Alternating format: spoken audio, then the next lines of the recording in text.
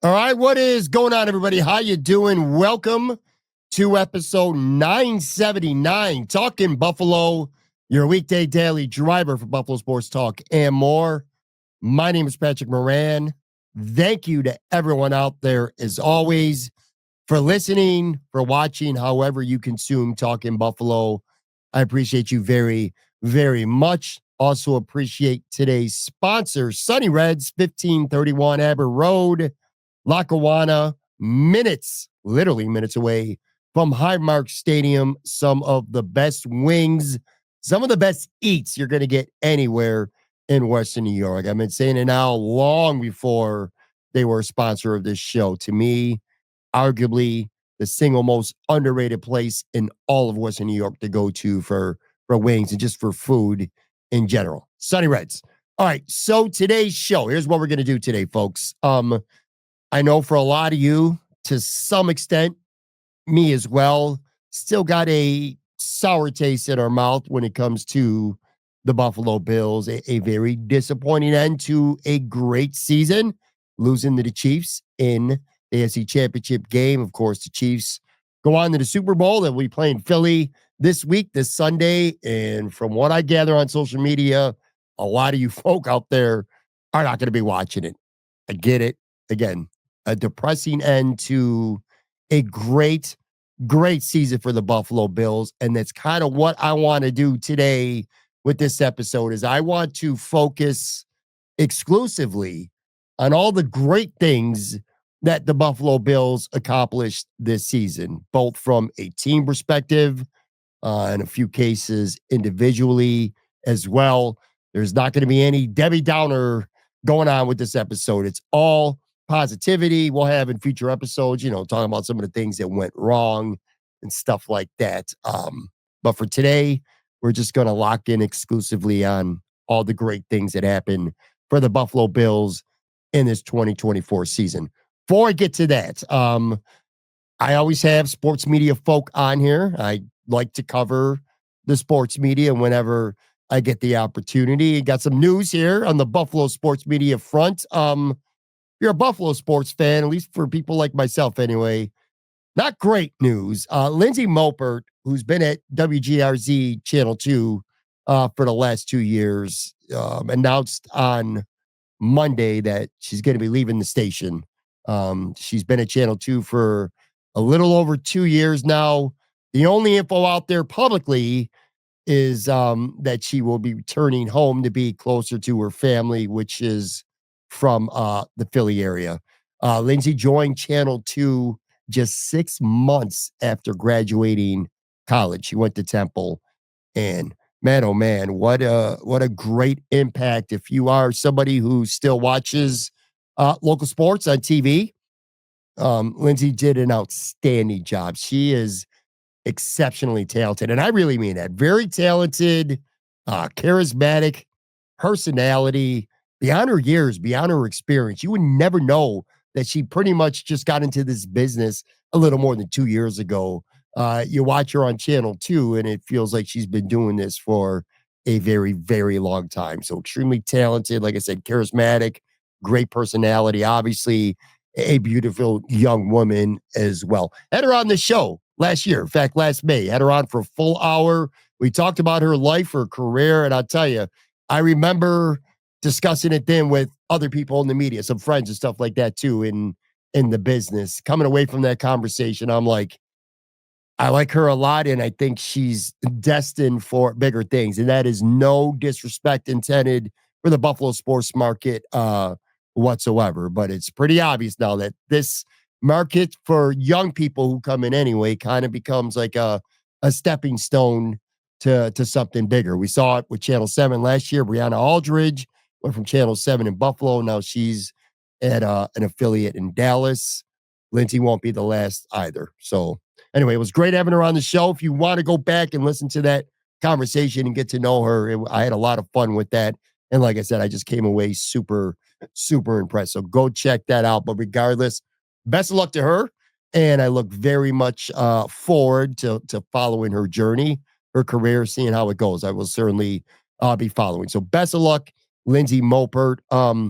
Some big NFL news too. Myles Garrett announced on Monday publicly that he is seeking a trade from the Cleveland Browns. I got a few quick thoughts on this at the end of this episode, so make sure you stick around for that. And I'm going to dive into him much further tomorrow. I'm going to have Matt Warren from SB Nation on for our Wednesday show. And we're going to be talking about a bunch of Buffalo Bills offseason dilemmas that Brandon Beane and his staff face with the Bills tomorrow. And obviously, this certainly becomes potentially, anyway, a very big one for Brandon Beane and company. So we'll get to all that tomorrow. Again, as for today, this is all about the 2024 season with the Buffalo Bills and just how fun and in a lot of ways special it was for this football team. That's what we're focusing on exclusively today here on Talking Buffalo. Let's start with team stuff. Just so much team success during the 2024 season. Above all else, wins. The Bills had 13 wins this season, which tied an all-time franchise record. And they would have set the record. They would have gotten to 14 wins if they cared about week 18. They already had the 2 seed locked up, so they had nothing to play for in week 18. They go to Foxborough and they lose a game that, I mean, you could take it to the bank. The Bills would have won that game. But still, even with that loss, 13 wins ties a franchise record. So we've never seen a season in Bills history where the team won more in the regular season than they did this year. And as impressive as that was, what they did at home was even more impressive. Buffalo Bills went undefeated at home for just the third time ever and the first time since 1991. And that is 8 games during the regular season and also 2 games in the playoffs. So they they tied a franchise record with 13 wins. They went undefeated at home for the first time in 33 years. So there's just winning games. Often they did it with style, even if it didn't always necessarily feel like it in the moment at the time. You go back and you look at the numbers for this season, and the Bills lit it up. The Bills scored 63 touchdowns this season, which is a franchise record. They scored 509 points as a team, which I believe is a franchise record. I don't have it in front of me. I'd have to confirm that. But it's right up there. If it's not the most they've ever scored, it is right there among the most. So 63 total touchdowns on offense, or 63 total touchdowns, 509 points for the season. And perhaps most impressively, they tied an NFL record by scoring 30 points in 8 straight games. Tennessee, at Seattle, Miami, at Indy, Kansas City, San Francisco, at Los Angeles against the Rams, and at Detroit.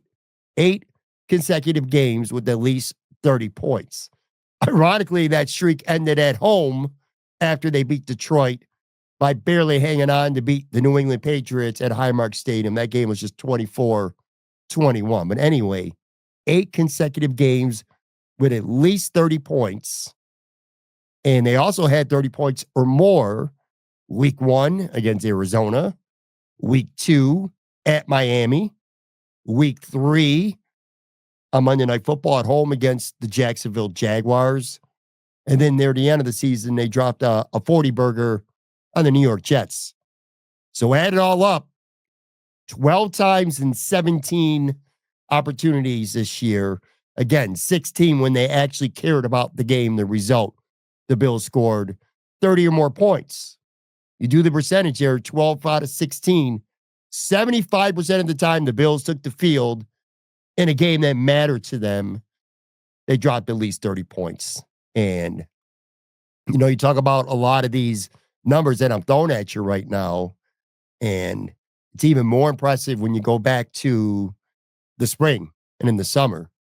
I don't think many people out there at all, not even the biggest Bills homers, really had an expectation that this team would A, win 13 games, and B, be dropping 30 points like it's going out of style against so many opponents. This was just a loaded, efficient, and different offense than we've seen during most of this Josh Allen era here with the Buffalo Bills. A much more balanced attack. Everybody eats was a real thing here, folks, in 2024.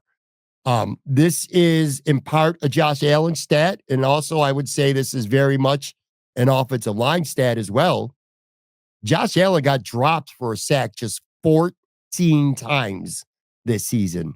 14 sacks in 16 full games, plus a little bit of, a little one play cup of coffee against the Patriots in week 17. But just 14 times this season, Josh Allen got sacked.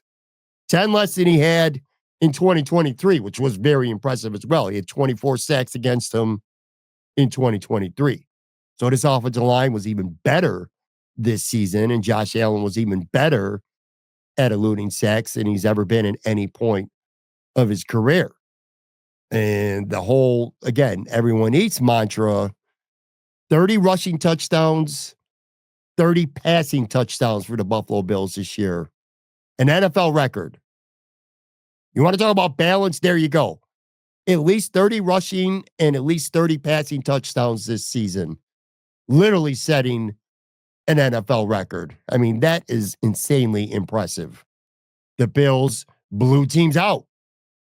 A lot of the stats you look at for the season, you look at Josh Allen's stats. We're going to talk about Josh here plenty over the next handful of minutes. And James Cook, some other guys. The stats don't look all that impressive. Part of the reason, at least a small part of it, is the Bills were blowing out a lot of teams. And there was a lot of starters sitting on the bench in fourth quarters of the game. The Buffalo Bills led the AFC in point differential this year, 164. So they outscored their opponents this year by 164 points. Along the way, they beat the Kansas City Chiefs and the Detroit Lions, which is always impressive. But what was the best part about that is the Bills became the first team in NFL history to ever beat not one, but two 15-win teams in the same season. Detroit and Kansas City both finished the season 15-2. And in the Kansas City Chiefs case, just like the Bills in week 17, they weren't even trying. Or week 18, they weren't even trying. So the Buffalo Bills, to this point, literally, as I'm recording this before the Super Bowl here, the Buffalo Bills are the only team that has defeated the Kansas City Chiefs starters this entire season. So KC, Detroit, both won 15 games. The Bills beat them both. The first time in NFL history that's ever happened. And then to me, maybe my favorite team stat of all these, 13 different guys caught a touchdown pass this year. That tied an NFL record. Now, of course, you remember from the San Francisco game, Josh Allen is actually among those 13 to catch a touchdown pass, which is just wild. And it kind of symbolizes just how special and unique this season was for the Buffalo Bills. But it's my favorite stat because, again, I go back to Stephon Diggs leaving and Gabe Davis leaving and not knowing where the offense was going to come from this year.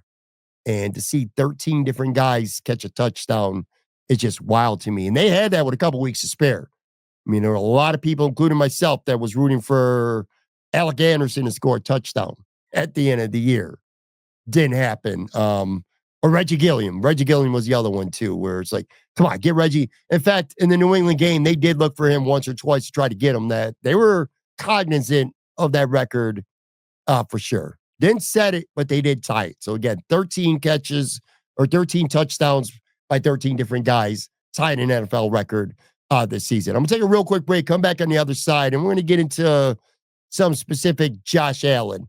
I've maintained this. I did an entire episode a handful of weeks ago, and I still stick with it.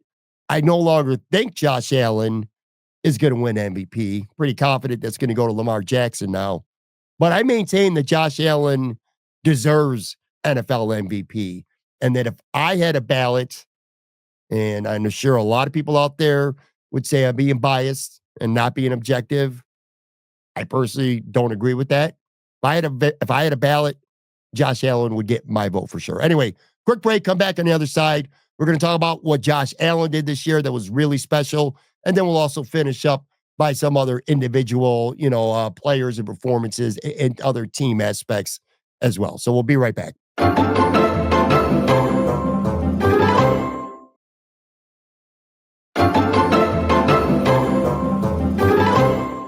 All right, we are back here, and I have been going over a lot of reasons that made this 2024 season very special for the Buffalo Bills. None so more, of course, than Josh Allen. And the biggest thing for me that made this season perhaps the most special of his entire career, not necessarily statistically, but just as a whole, everything he did is because Josh Allen just did so much more with what felt like so much less that he's had in previous seasons. Khalil Shakir led this team in receiving yards this season. He had 821.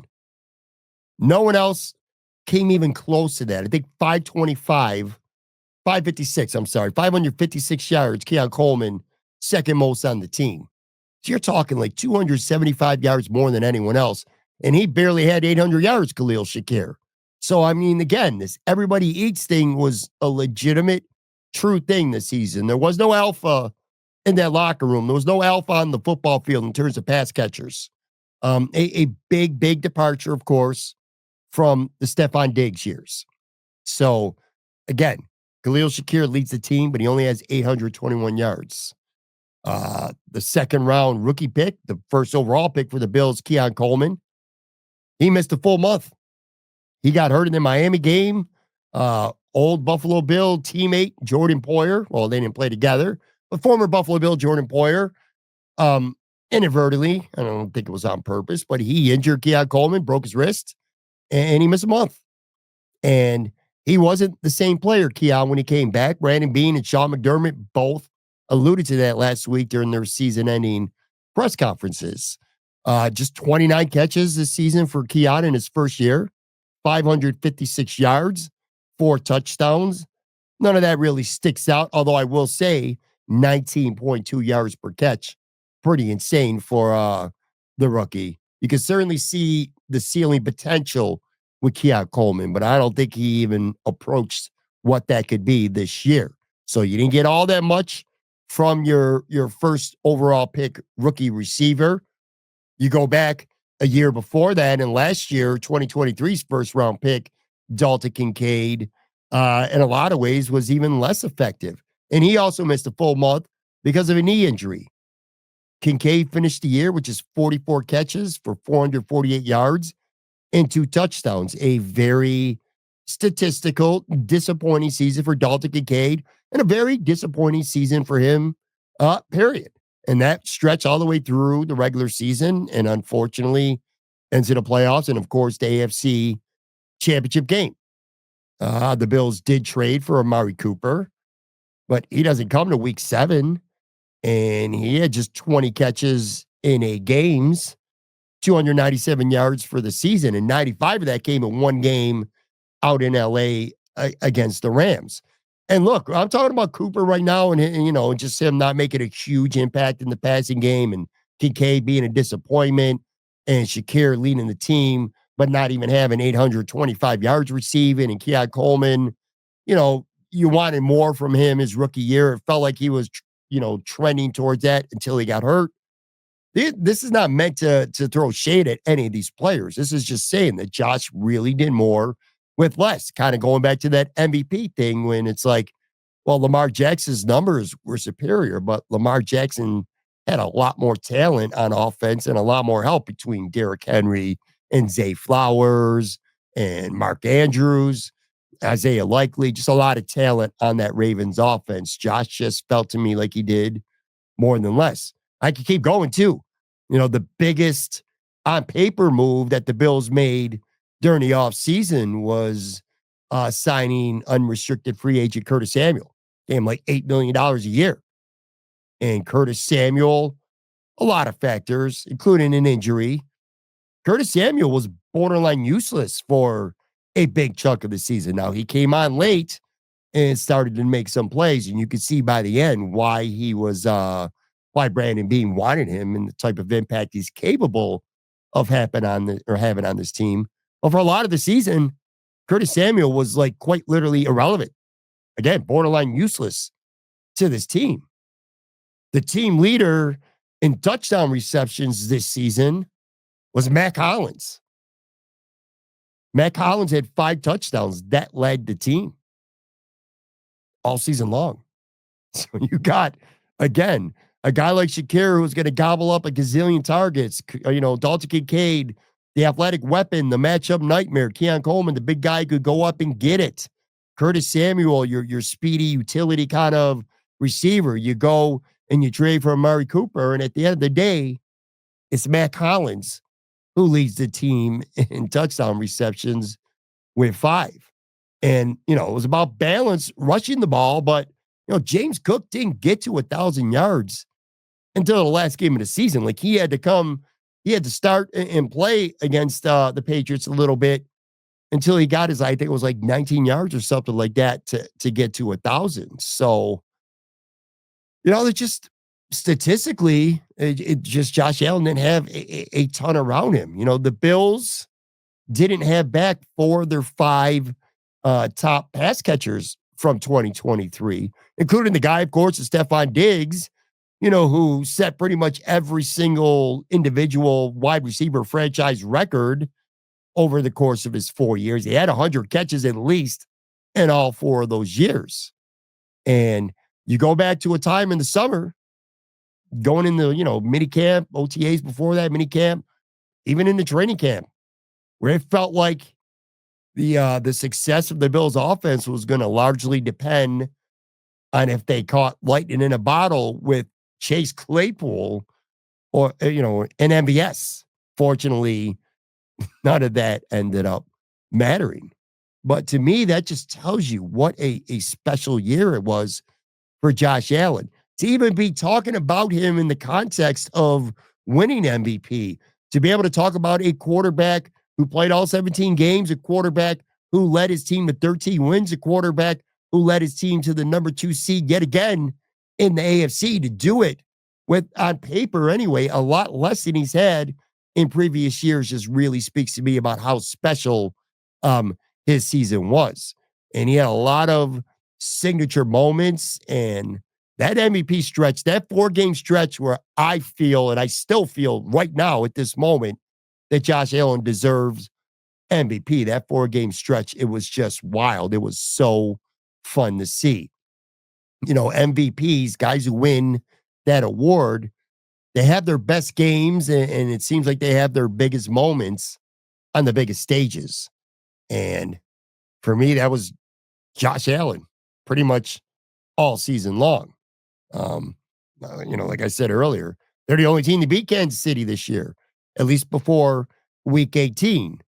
And were it not for the Bills in week 11, if you think it's bad enough that the Kansas City Chiefs are going to a 3rd straight Super Bowl, if you think it's bad enough that the Chiefs beat the Bills yet again in the playoffs, imagine all that happening and the Bills also going, or not the Bills, the Kansas City Chiefs going for a perfect season. Because if the Bills don't beat them, they very well may have went entire season undefeated.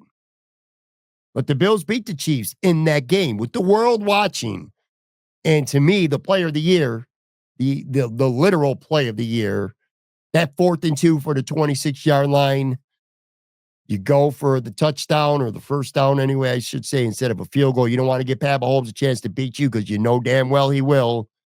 And Josh takes the snap, takes off running, breaks a few tackles, bam, he's in the end zone. To me, again, arguably at least, that was the NFL play of the year. And he won AFC Offensive Player of the Week for that against the Kansas City Chiefs. They go into Detroit. Detroit had an 11-game winning streak going. And the Bills ended that in a game where Josh throws for 362 yards. He runs for 68 yards. He accounts for 4 touchdowns. And again, it's impressive enough just to beat the Chiefs and to beat the Lions and to beat them both. But not only did Josh Allen do that, but he won AFC Offensive Player of the Week both those times against the two best teams in a regular season anyway in the NFL. Pretty wild. And he also won it two other times this season. And it's a little late to try to appeal to voters at this point, but that 4-game stretch that I alluded to, it's voters wanted to forget because of all, the stats that Lamar put up, which were absolutely fantastic. I love Lamar Jackson, and I don't want this to turn into a Josh Allen versus Lamar Jackson thing. That's not what this episode is supposed to be about. This is just celebrating the 2024 Buffalo Bills. But people want to forget that Kansas City, San Francisco, LA Rams, that Detroit 4-game stretch was one of the best 4-game stretches you're ever going to see a quarterback play. 1,114 passing yards during that 4-game stretch, 223 rushing yards, so 1,337 total yards, 16 touchdowns, 1 interception during that 4-game stretch. Mike Greenberg from ESPN said that it was the best stretch that he's ever seen a quarterback play in the history of the entire NFL. That's how great he was in that 4-game stretch. So again, a lot of the team stuff and just Josh Allen having a magical year. Even if you look at his stats at the end of the year and you're like, well, he's had better stats than these. Sure. But what he never did is turn the ball over, 8 times this year. The Bills had 8 turnovers. It's just absolutely ridiculous. So Josh Allen was as special as he's ever been at any point of his career. Other things quickly here as we wind down that I thought went really well that made this season, one worth celebrating for the Bills. I hit on earlier. I thought the offensive line was really, really good. And that was something to be worried about because the Bills said goodbye to their veteran, their anchor of that offensive line this past offseason with Mitch Morse. And you're sliding Connor McGovern over from guard to center.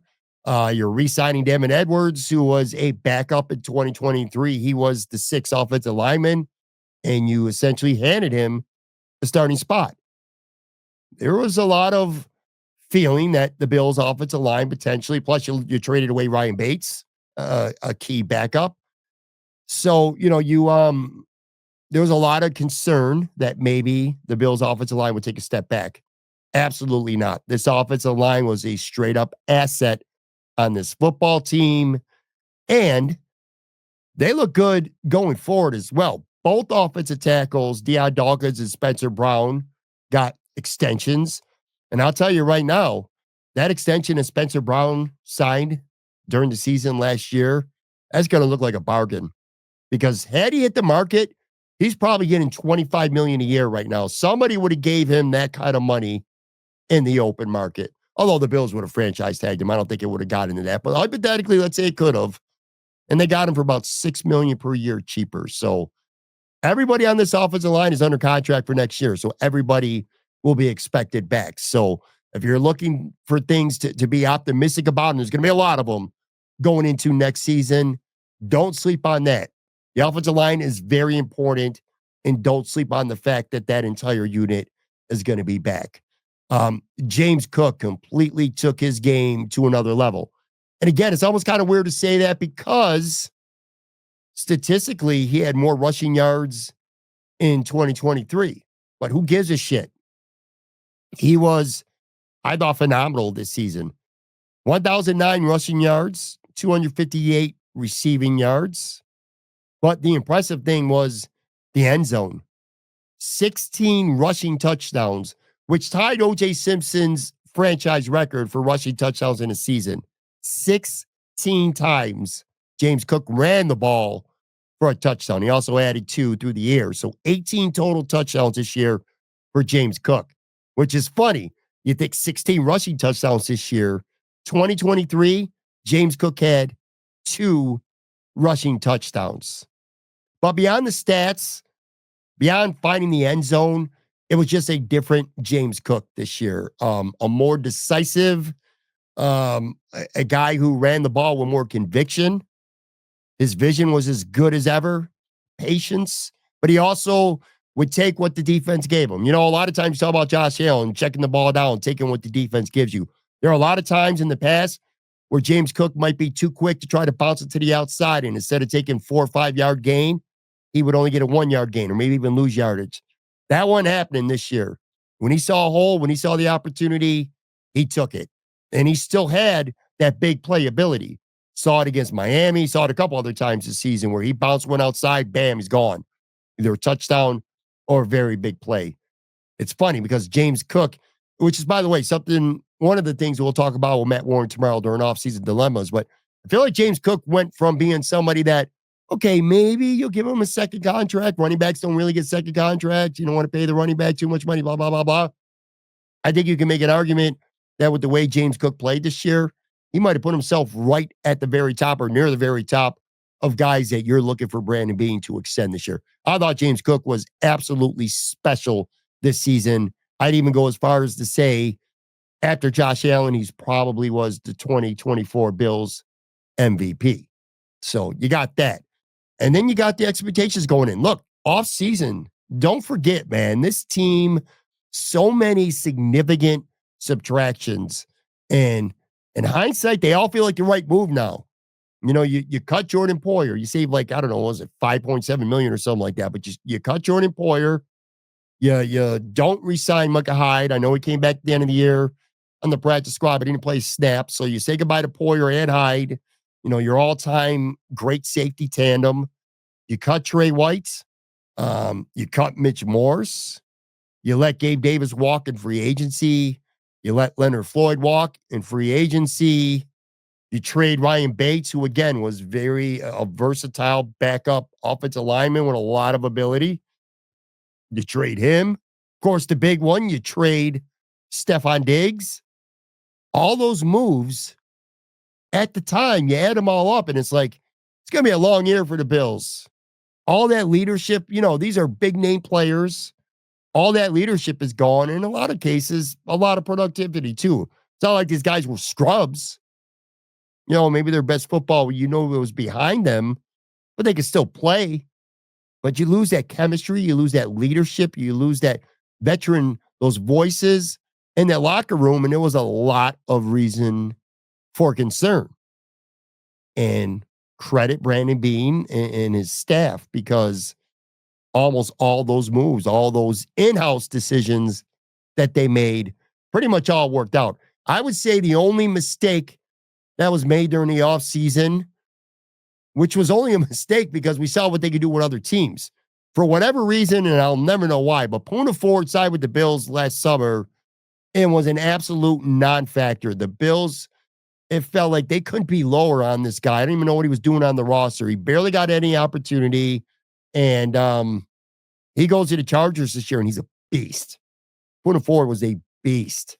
Tim Settle did nothing for the Bills in 2 years. He goes to Houston, and he was really, really good with the Houston Texans. Kind of feel like better defensive lines make those players better.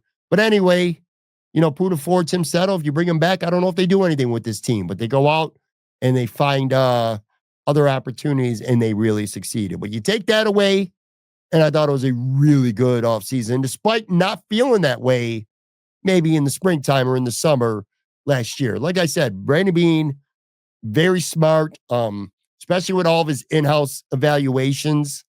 I thought the re-signings and extensions that he had, for the most part, worked out as well. Now, some things that didn't, but again, this episode is not an evaluation of the Buffalo Bills organization. This is about celebrating all the things that went right this year. And a couple really smart re-signings for the Bills. Didn't seem like big deals at the time, but David Edwards, they re-signed him, plugged him in the right guard, didn't miss a beat on the offensive line. Cam Lewis brought him back on a really cheap deal, and that is he's a versatile guy. He started some games, played some nickel, played some dime, did some good things on special teams. You know who Cam Lewis is. He's not a 17-game starter in this league, but good teams need guys like Cam Lewis, and good teams need guys like Ty Johnson. Ty Johnson was a great re-signing by the Buffalo Bills. their most trusted pass blocker. And he did some good things in the ground game, and he did some really good things when he got the opportunity in the passing game. So you had that. Like I said, getting Deion Dawkins extended, getting Spencer Brown extended. Just really good, solid in-house evaluating by Brandon Beane and company. In terms of unrestricted free agents, like Matt Collins, what a hell of a deal he turned out to be, right? 1 year, $2.6 million by those standards, by that money, an absolutely fantastic free agent signing. 31 catches, 378 yards, team leading 5 touchdowns. He was the best receiver for the Bills against Kansas City Chiefs. 3 catches for 73 yards and a touchdown. Brought energy, good blocker, great on special teams, had one of the better special teams hits you'll ever see in this league, nowadays anyway. Great clubhouse guy, great locker room dude, very popular amongst fans. He went from being an afterthought 4 or 5 wide receiver that you're like, he's a special team guy, maybe I'll give you a little bit. He went from that to being, the Bills really need to bring this guy back this offseason. So that was a great move by Brandon Beane.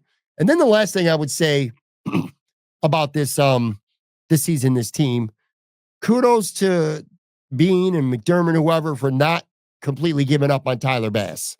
Because Tyler Bass had a really, really rough go for quite a while, to the point that they brought in a kicker and signed him to the practice squad for direct competition for Tyler Bass. It was touch and go for Tyler Bass for quite a while.